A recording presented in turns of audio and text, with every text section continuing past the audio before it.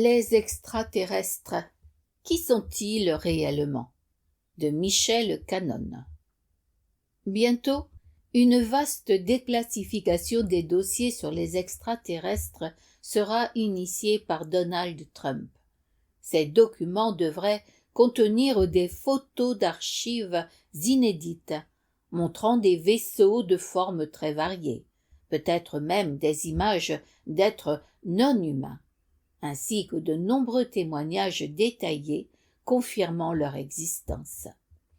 Tout cela sera présenté de manière très réaliste, proche de ce que l'on connaît déjà grâce aux films de science-fiction et aux ouvrages populaires. Ce n'est pas un hasard. Le prochain film de Spielberg, Disclosure Day, le jour de la révélation, aborde exactement ce sujet. Les pièces s'assemblent. N'oubliez jamais que l'Alliance est aux commandes et Orchestre se réveille en douceur. Mais, au-delà de ces révélations officielles, qui sont-ils vraiment? Je vais vous le dire sans détour. Ce que l'on appelle les extraterrestres n'est autre que nous-mêmes dans le futur. Il n'y a pas d'autre forme de vie intelligente dans l'univers. Seulement nous.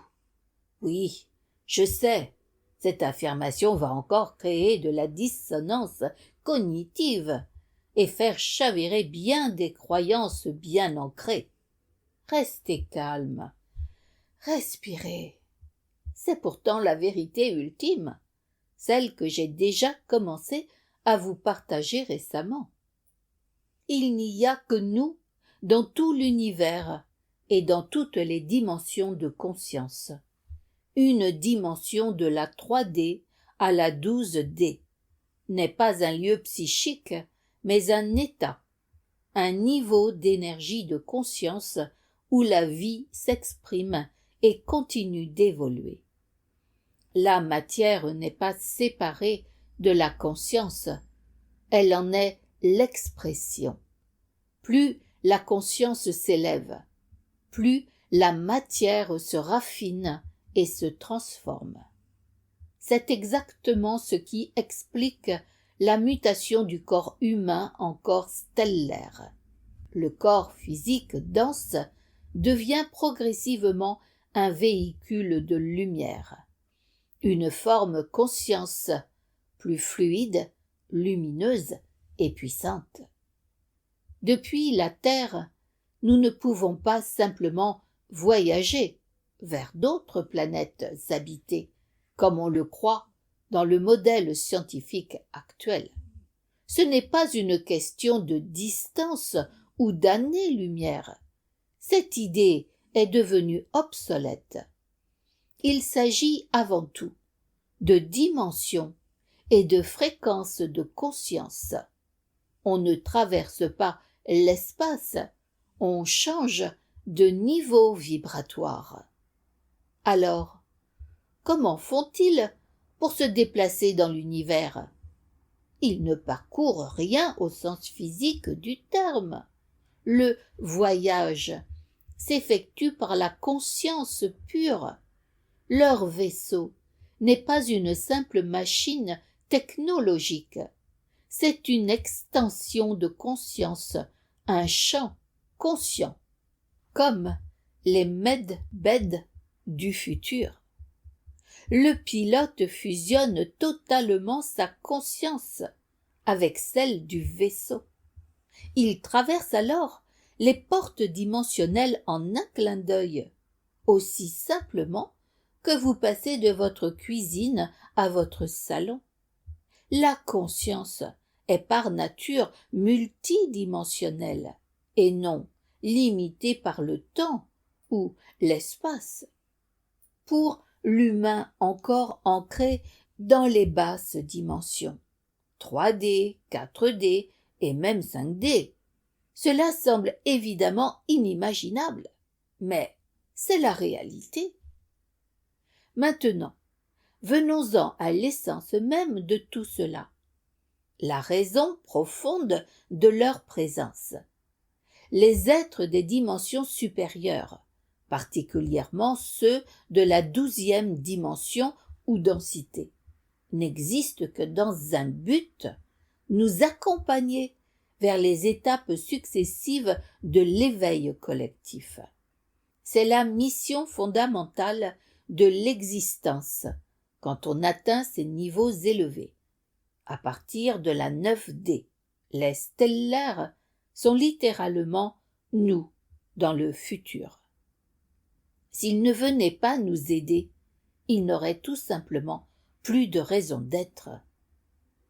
Sur la Terre, lieu privilégié d'apprentissage de l'âme dans une enveloppe corporelle, il existe 2 formes de présence stellaire.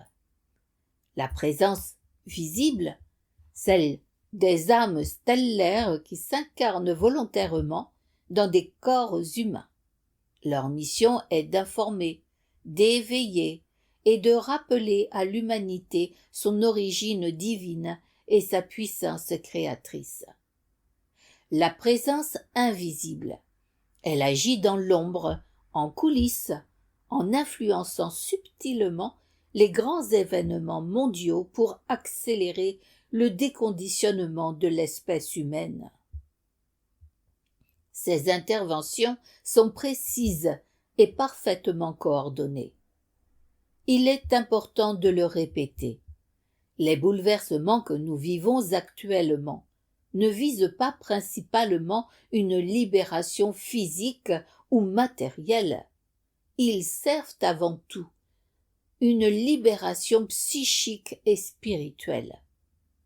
C'est la conscience collective qui doit se libérer de ses chaînes, de ses peurs et de ses programmations. Une fois cette libération intérieure accomplie, le monde extérieur se transformera très rapidement. C'est en cours.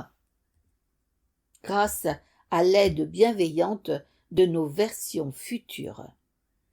Évidemment, tout ce que je vous partage ici ne figurera pas dans les divulgations officielles prochaines. C'est encore trop tôt. La plupart de nos dirigeants et représentants officiels n'ont pas encore accès à ces niveaux de compréhension. Ils découvriront la vérité progressivement, comme tout le monde. En résumé, les êtres du futur, nous-mêmes, existent dans les dimensions supérieures précisément pour nous soutenir dans notre dimension actuelle. Et rappelez-vous toujours que, grâce à la nature multidimensionnelle de la conscience, une partie de vous est déjà présente et active dans ces autres niveaux. Je m'arrête ici pour aujourd'hui. Prenez le temps d'intégrer. Ne vous formalisez pas si ces paroles font encore trembler les anciennes structures du mental. C'est normal.